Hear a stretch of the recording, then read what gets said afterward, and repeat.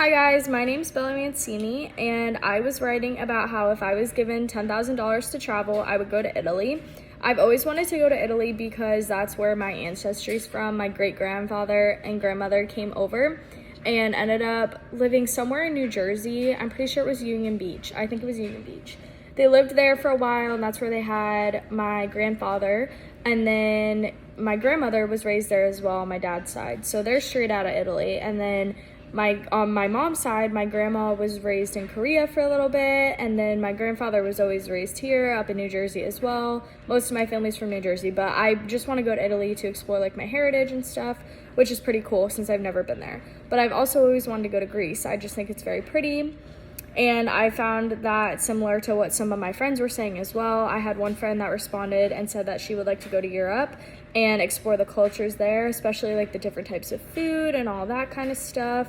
I had another friend who wanted to go to Asia and see the sights there, and just indulge herself in the Buddhist culture, which is pretty interesting because it's very different than a lot of the stuff that we have here, which is pretty cool. And also eating the Asian food that they have, which is very different than most of the Americanized food we have here.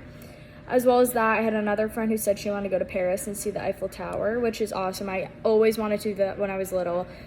We had always talked about going, but we never ended up making the trip. Same with Italy, we never ended up making the trip. But hopefully that's something that I can do as I get older and I can travel more, which is pretty cool. I also did some research on some of the places we were talking about.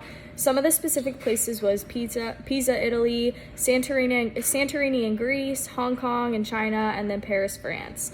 In Paris, I had no idea that this was true, but the Eiffel Tower was only meant to be temporary and stand for 20 years, and they only believe that there's one stop sign in the entire city, which makes sense because there's so much traffic there from what I've seen online, and all the traffic is insane.